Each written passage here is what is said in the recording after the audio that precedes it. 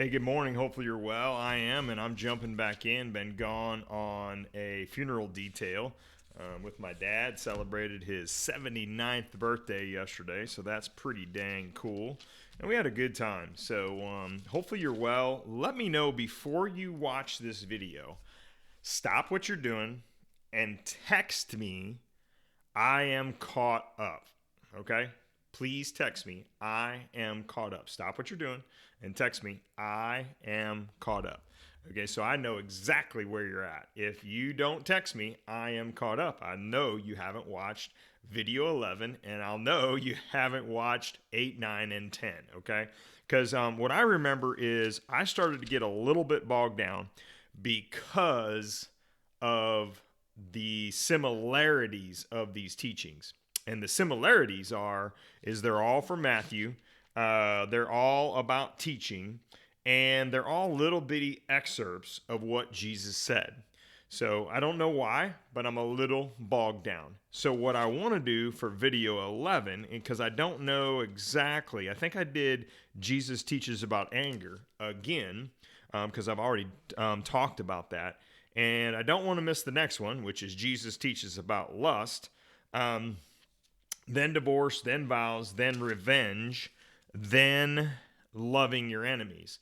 So what I thought I'd do on this one is read as fast as I can, let you read along with me, and then, because then we go to giving to the needy, and this is all Jesus teaches about. Giving to the needy, about prayer, about fasting, about money, about worry, about judging, about asking, seeking, and knocking. Then he teaches about the golden rule, which we all know, I think, is small but yet huge in our lives. Then he teaches about the way to heaven, and then he teaches about fruit in people's lives, very important. And then it breaks up a little bit. Then it breaks up into demonstrations and things like that. So I'm just getting a little bogged down. So I want to see where you're at. Let me read quickly today, and you see. Let's see how this goes. Okay, we're gonna go from Matthew 5:27, lust, and we're gonna read as quickly as we can, and let's see what God reveals, and then you let me know what God wants us to do or what you think you need for this next chapter. So the first thing you're going to do is stop and text me, I am caught up. Okay, and here we go. Jesus teaches about lust. You have heard the commandment that says you must not commit adultery. But I say anyone who even looks at a woman with lust has already committed adultery with her in his heart.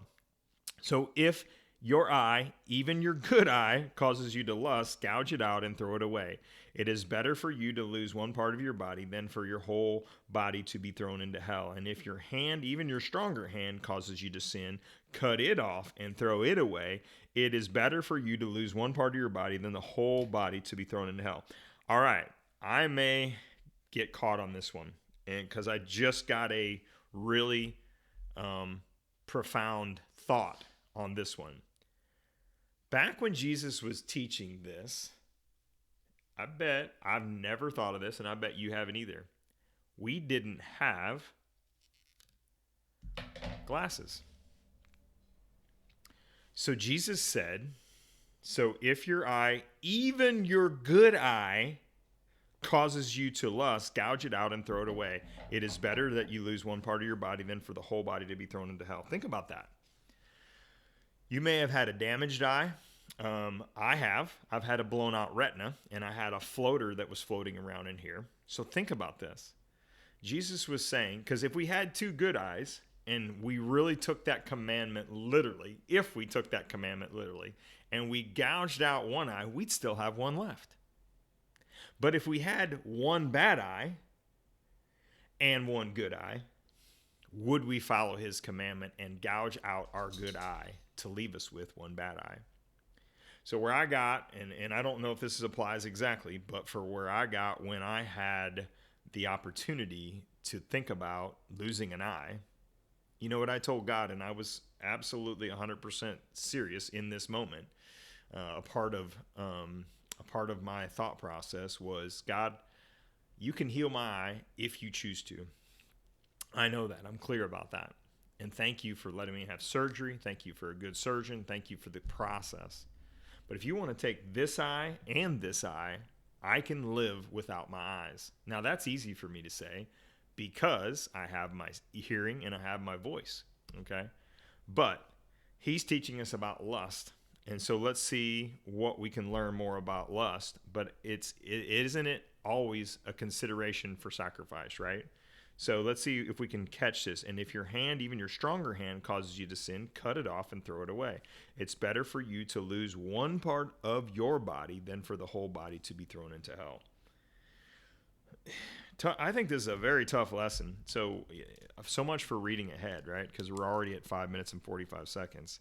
So we're gonna write down number 11, and let's see what God says in the small print down here at the bottom. The Old Testament law said it was wrong for a person to have sex with someone other than his or her own spouse. But Jesus said that if you desire to have sex with someone other than your spouse is mentally adultery and thus sin. Jesus emphasized that if the act is wrong, then so intention. To be faithful to your spouse with your body but not your mind is to break the trust so vital to a strong marriage. Here's what I think. I think if you're not in love with your spouse enough to A, have sex with her, B, think about this, and I'm sure at some points of our lives been there, maybe not for me, but what if you're having sex with your wife or your husband and you're thinking about something else? Like you're just not into it. You're just not engaged. And this is by the way, I didn't realize this was going to be a rated PG-13 conversation, but it's turning out to be because I know who I was speaking to. So please let me know if you share this with somebody so I know what their thoughts are. If you're having sex with your husband or your wife and you're thinking about something else, you're not engaged fully and in love fully and focused fully on your spouse's needs and your spouse's love and your spouse's connection.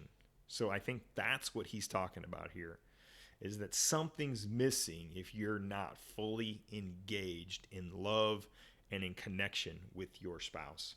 So fix that first before you cut off your arm. Fix that first before you gouge out your eye. Let me know what you think about this message. Thank you for joining. And change comes daily when you hang around me. So thank you. Text now. Hey, Scott, I am caught up. And I just finished number 11, and here's what I think. God bless.